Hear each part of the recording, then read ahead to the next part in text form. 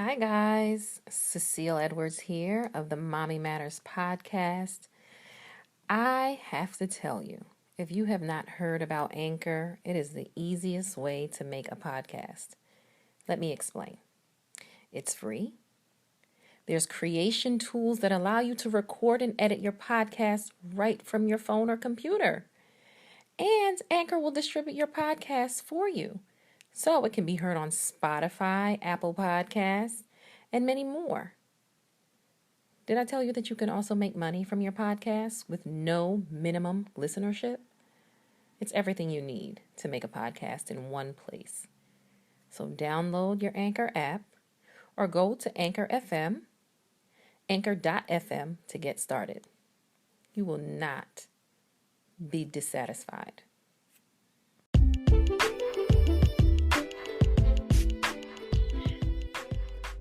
Welcome to the Mommy Matters podcast, where Mommy Matters is a double entendre that states and declares that mommies matter, where we have conversations surrounding mommy matters, from conception to pregnancy to postpartum, mother and father wounds, dating, mindfulness and self-care, spirituality, parenting, discipline, legislation, money, and so much more. It is my hope and my prayer that the information that you gather here serves as a blueprint for generational and individual ascension. Enjoy.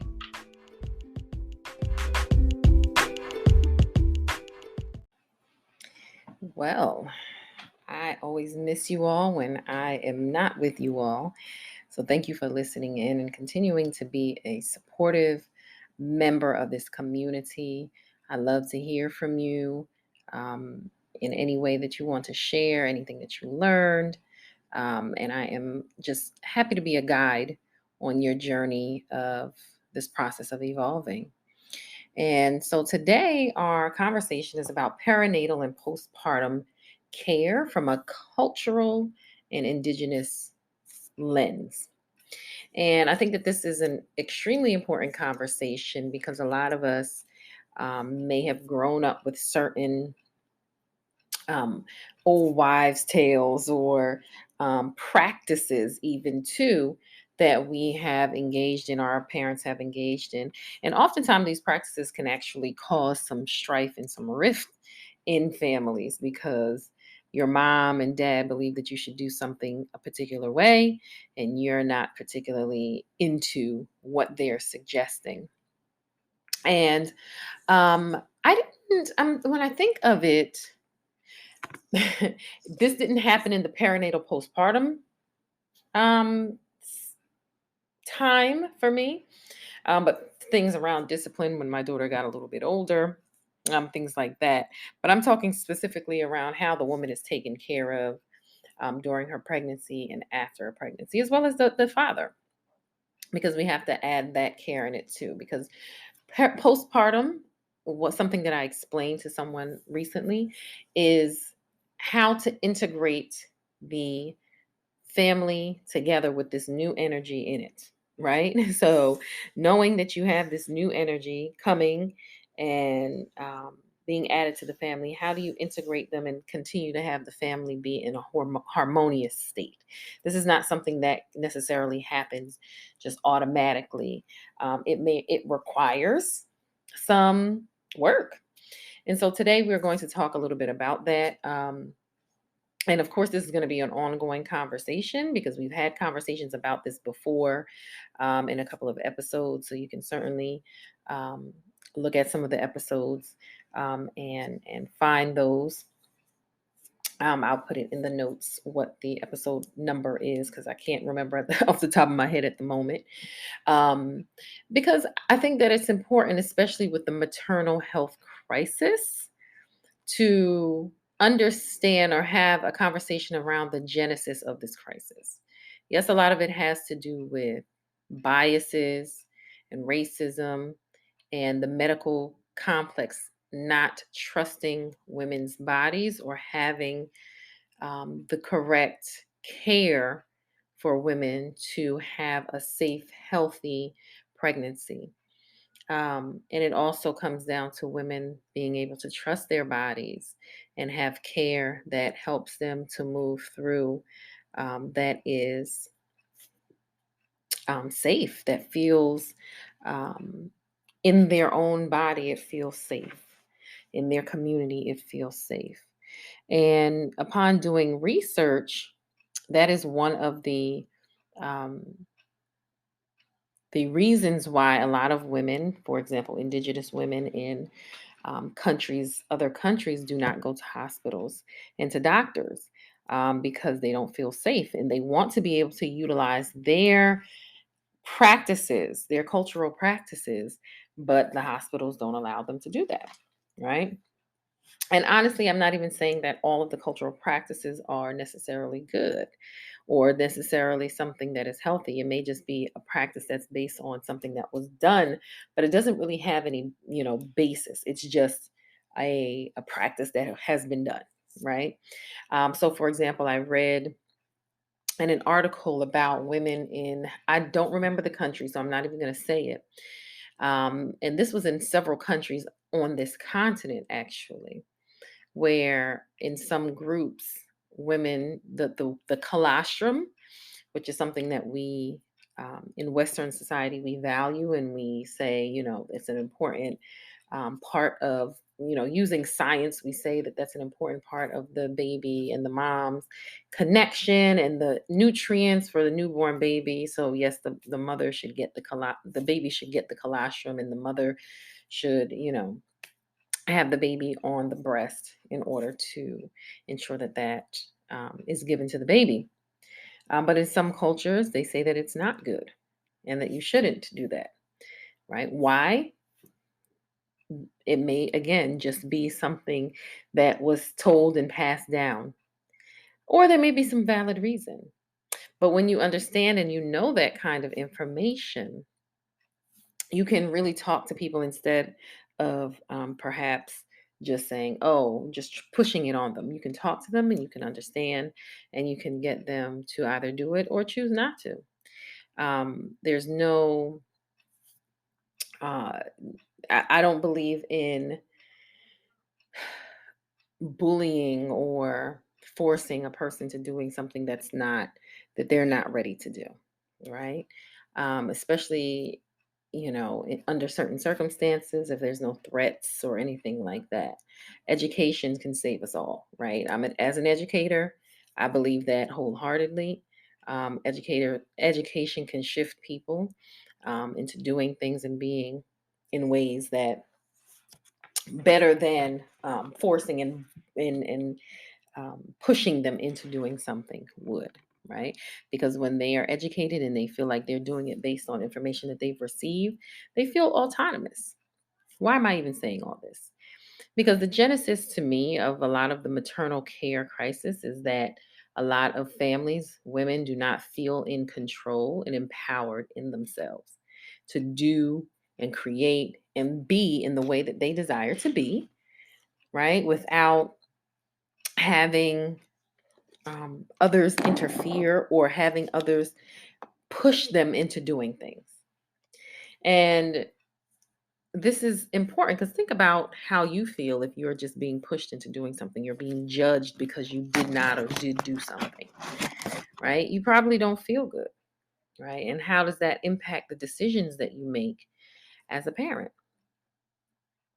So, with that said, I think that it's important to have the conversation around how women are, women and fathers and families are educated around the perinatal period. And the perinatal period is a time in pregnancy to a certain time after pregnancy. And postpartum is also a time after pregnancy, after delivering the baby, or miscarrying the baby, because postpartum is still like the baby is no longer in your body. And so postpartum is not just for women who have delivered, by the way. And so that's, I think, a very important distinction. Your body still goes through the processes of having lost the cells and the hormones that you had in your body because you were carrying the baby. So the body and the mind still goes through the same process. Um, And so that's another part of the conversation. Do we then need to have the same healing process, right? Of postpartum. And what does that look like in different cultures? How is that accepted in different cultures, miscarriage or abortion and things like that? And how are women able to cope with that, right? That's a huge conversation. So, in my looking at um, perinatal and postpartum um, and different cultures and doing different research, a few years ago, I actually took a class with a group or a business called Indigemama. So that's Indigemama,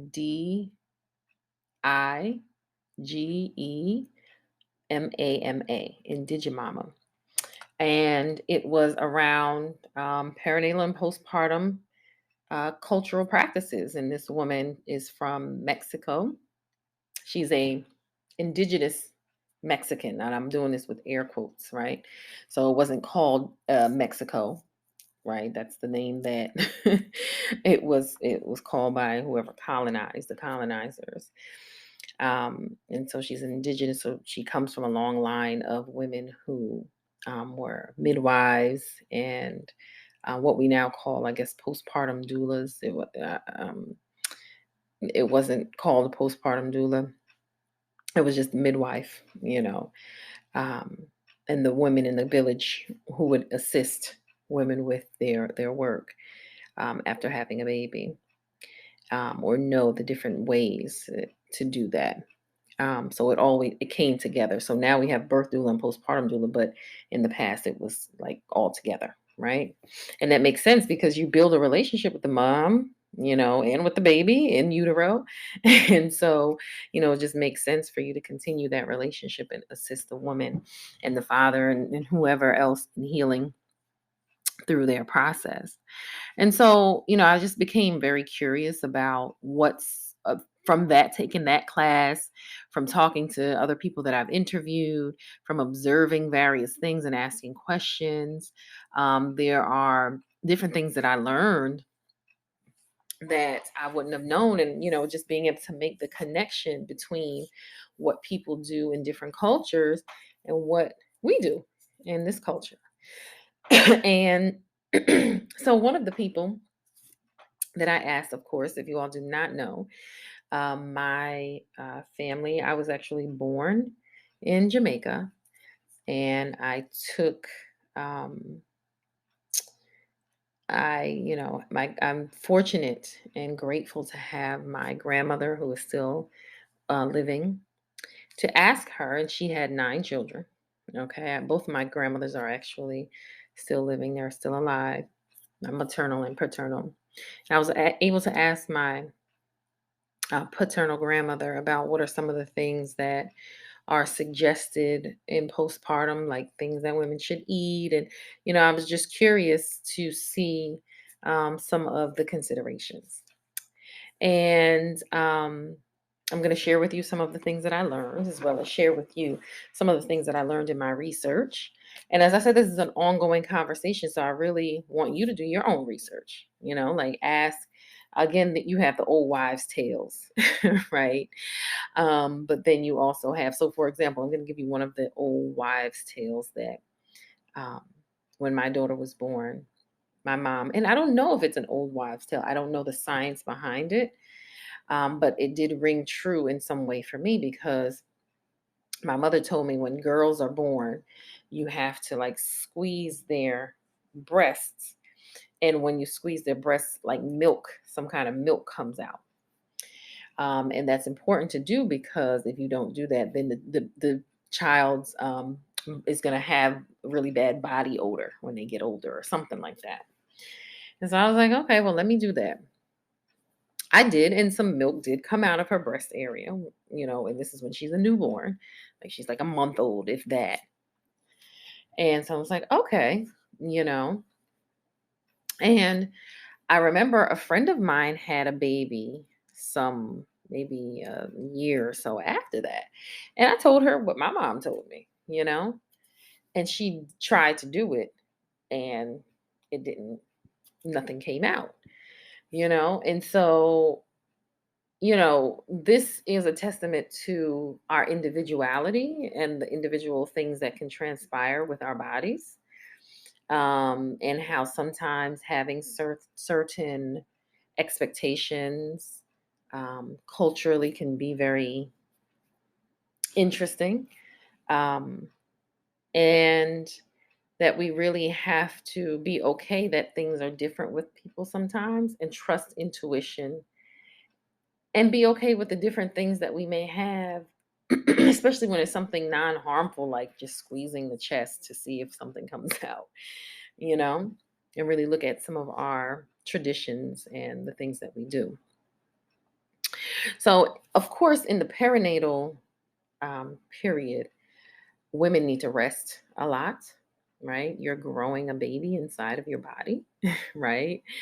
And so it may be imperative for you to really think about how your body is going to be able to do that, as well as take on all of the processes that it is already taking on, just digestion and food and all of that.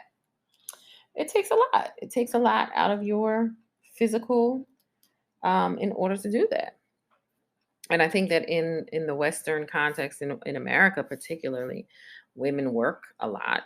I've heard and seen women who work up to days before, just a few weeks before giving birth, and I'm not sure that that's a healthy thing. I'm not sure. But I've also seen in countries and continents where women do the same thing. They may be working in the field, on their crops or whatever the case may be.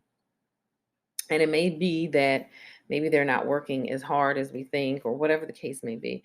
But I do think that rest is very critical. I do believe that nutrition is very critical. And nutrition is definitely something that, culturally we see a lot. I learned in the Indigemama class that, women can take certain herbs to ensure that they're getting, I guess it's sort of like the prenatal, thing. And in fact, I learned about stinging nettle in that class, and started to take stinging nettle myself for my own well-being. And I'm gonna again put that name in the show notes. So stinging nettle is something that you can take. Red raspberry. I don't think you can take red raspberry while you're pregnant. I think you can take it after pregnancy. Um, these are just some things that I learned. Also, it's very important to take healthy fats. So, indigenous cultures, people like, for example, in the Indigemama course, indigenous people from the area now called Mexico take things like chocolate, right? Because chocolate has healthy fats in it, but it's not like chocolate like, Cadbury.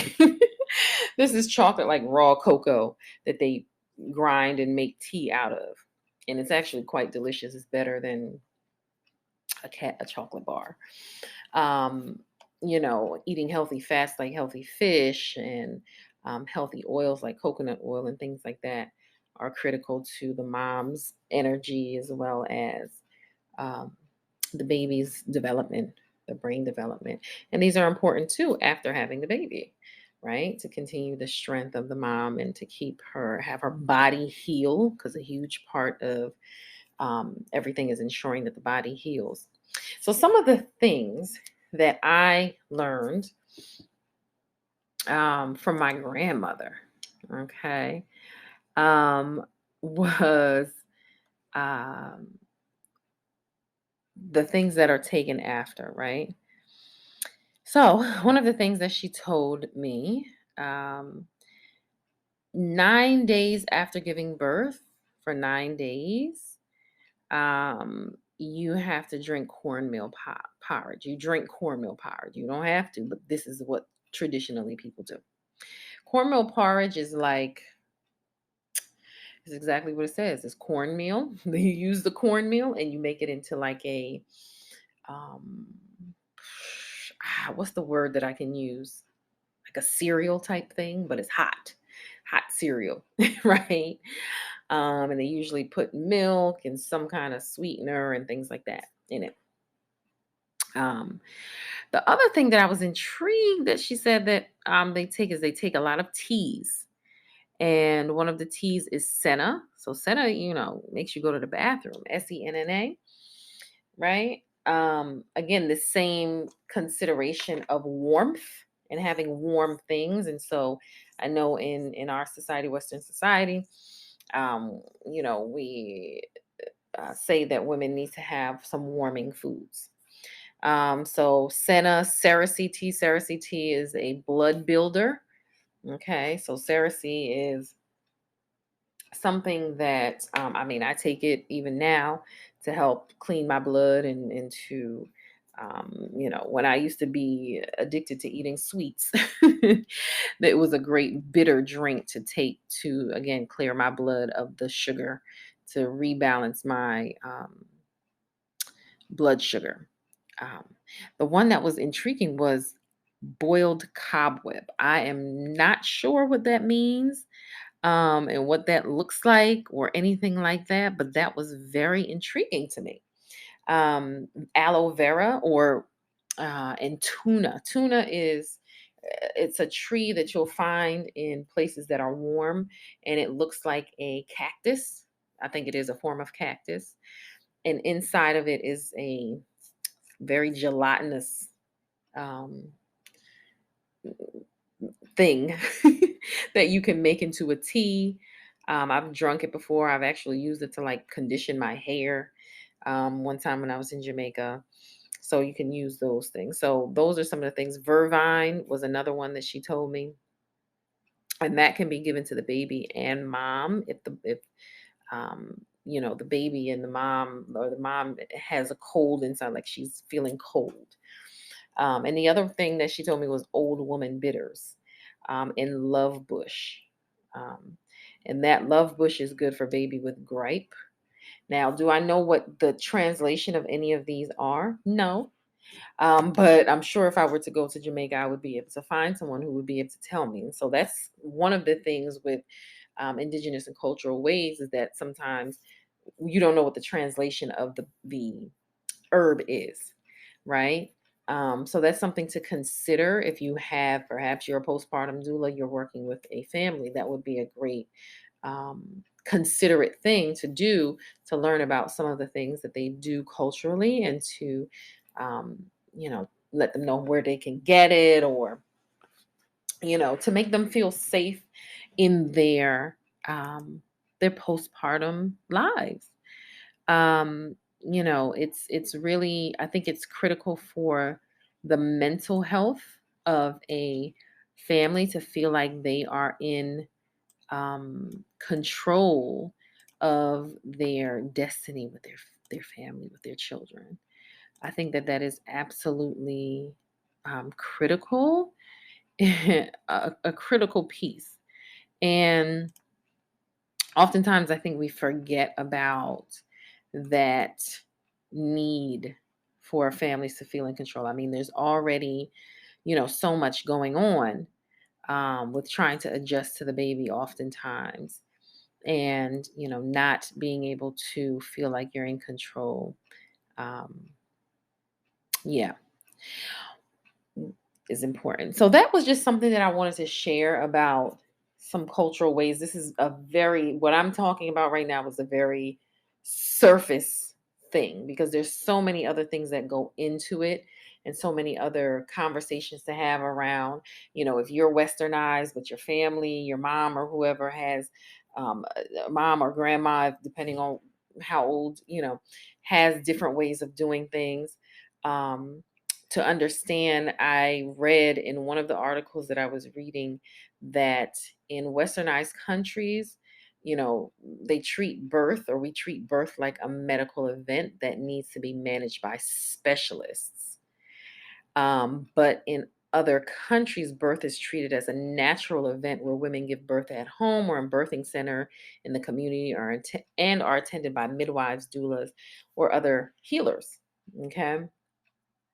And medical interventions aren't central. And I know that from personal experience that when I delivered my daughter in Addis Ababa, Ethiopia, at the Korean hospital in Ethiopia, um, I went into labor on March 12th, and my doctor basically said, if we don't see the mucus plug or your water did not break, just walk it out, until or the contractions get, more intense. So I was in labor for 2 days until I finally went to the hospital and felt like it was, time, even though some of the mucus plugs started to come out, even though my water didn't break. And, I use that example as a prime or a clear example of that. Like I wasn't seen as something was wrong with me because I had gone in labor or because I was pregnant. It was merely a natural process that I was developing a relationship with my child at that point with the delivery and the pregnancy. Um, and it was something that could be worked out. And even when I got to the hospital, they waited for the longest to try to, get um, to break the water on their own, because they did eventually have to do that. One part that I did not particularly care for was them telling me to not push. And it was like I was not pushing. My body was pushing. It was time for her to come out. And so that's also a example of women not being trusted in, or our bodies not being trusted, right? Because oftentimes we're not pushing. Our bodies are telling us to push, right? Or it is just pushing on its own because it's just time for the baby to come out. And I don't know why that's not a known thing. I think there's a cognitive dissonance between us seeing on television the doctor saying push and the woman pushing. But from my experience, I didn't have to push. She literally just came out, right? Or I should say, she started to come out and I had to push a little bit. Like it wasn't like this push type thing, you know?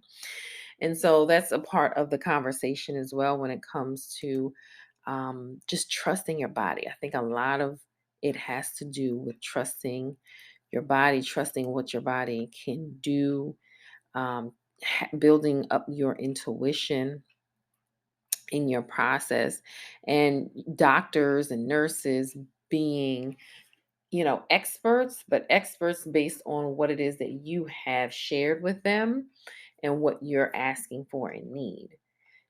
Because when you're treating it so heavily like a medical event, and yes, I know that childbirth is probably one of the most precarious and quote unquote dangerous things, because I mean, quite frankly, we take for granted that women actually have babies, because the mortality rate, quite frankly, around the world is it's a concerning thing. It can be a concerning thing. um but I do believe that trusting the body of the woman, trusting the woman, and the woman having the autonomy be trusted and treated well. I mean, when you speak to a plant well, the plant grows. It is well nourished and nurtured. When you trust it to do what it is to do, it will do that thing. And I have many examples of that, from my house plants to my child to my own self in certain processes. And so I think that that needs to be a part of the conversation, and there needs to be a dispelling of the fears around doing things the way that the woman sees um, as comfortable and maybe part of her culture, and really bringing those back into our lives. If we don't know them, how do we bring those elements back into our lives? How do we bring those elements back into our ways of doing things, so that we feel like we have a level of understanding and perhaps control around living our lives? Because that's one of the number one things that women say. They don't know things and they feel disempowered, and in not so many words, disempowered and perhaps weak in the process, right? And so it's just something to think about. It's just something to think about.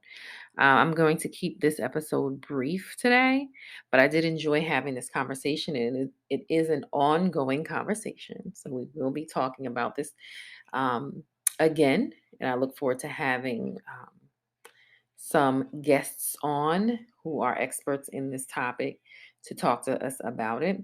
Um, and give us more insight and understanding, and just have an ongoing conversation. Have a conversation with your families and tell me what you find out. What are some things that your mom or your grandma did? What are some things that are common in your culture that may have been done for perinatal and postpartum?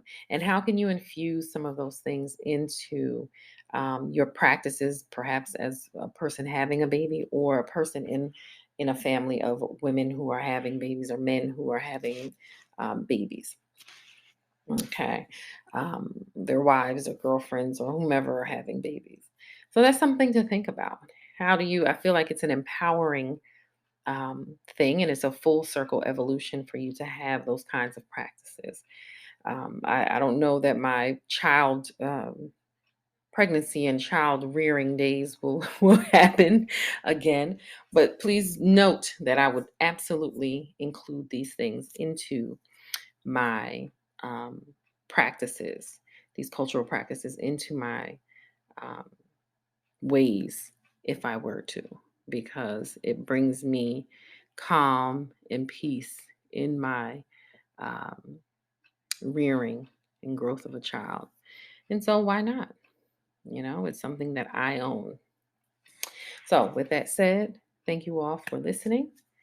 And I look forward to hearing from you. And I will see you all next month. Peace and love.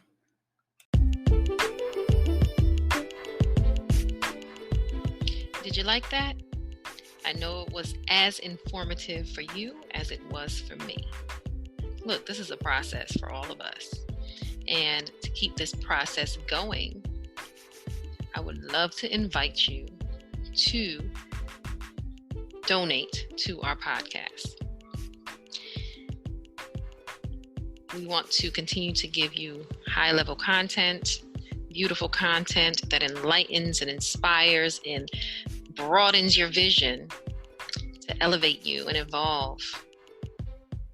So please feel free to go to the podcast page at anchor.fm/Mommy Matters. We would love to hear your questions and comments as well, so that we can discuss them in future podcasts. And you can email that to momevolve@gmail.com. You can also visit the website and send your comments there. www.mommyevolve.com. And I look forward to seeing you in the next episode. Peace and love.